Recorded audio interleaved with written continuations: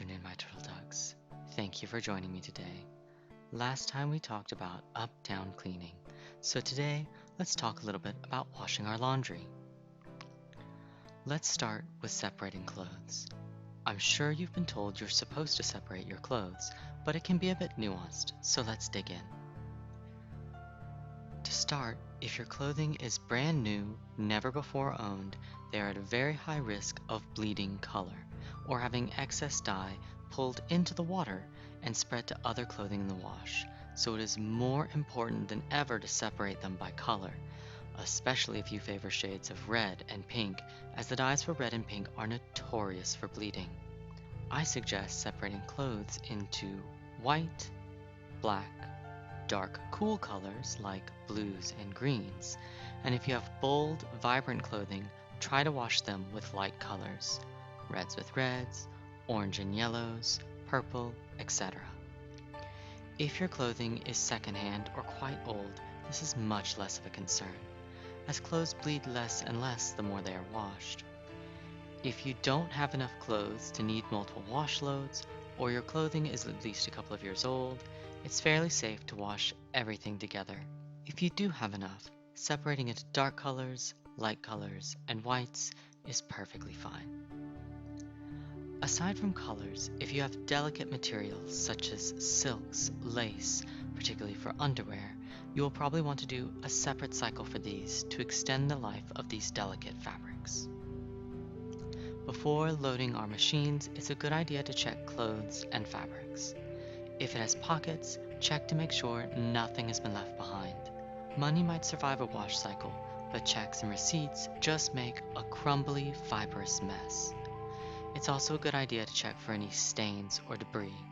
Try to treat stains on the first wash after getting them. If you have a stain remover, give a spritz and a rub. If you don't, use a little Castile soap and do the same. If the stain is quite large or set in, you may want to use bleach. Regular bleach for white fabrics is fine, but make sure you have color-safe bleach for everything else.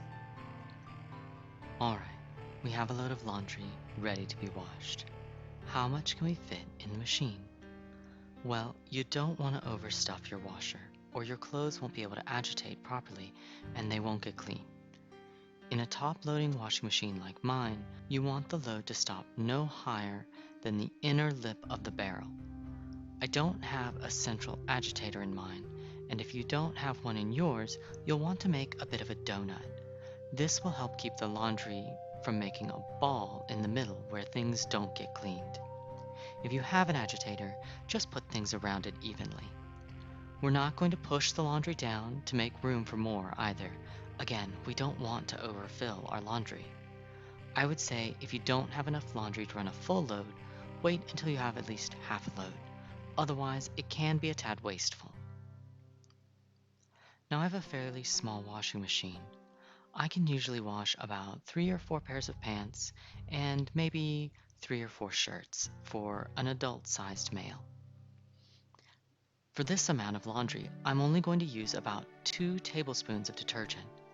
For a standard-sized washer, especially a high-efficiency washer, you probably won't need much more than 4 tablespoons or a quarter cup.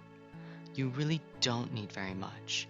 Too much and it won't wash out of your clothing properly, which can leave a soapy film on your fabrics. Now for the water.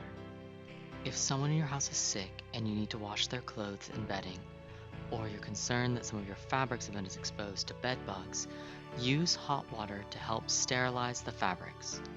Otherwise, cold water is just fine for everything else. Cold water will even help keep things like blood and sweat from becoming permanent stains. Cold water can also help preserve the life of your clothes, as it is gentler on the fabrics. And don't worry, the soap will still come out. Now, between loads, it is important to check your washing machine's lint trap. Machines can have them in different places, so check your manual or search the model online to see where yours is. While a full lint trap won't cause your machine to malfunction right away, it does mean your clothes won't come out as clean. You will want to clean the barrel of your machine regularly too. However, to keep this video relatively short, I'm going to link an article in the description that goes over a good method for cleaning.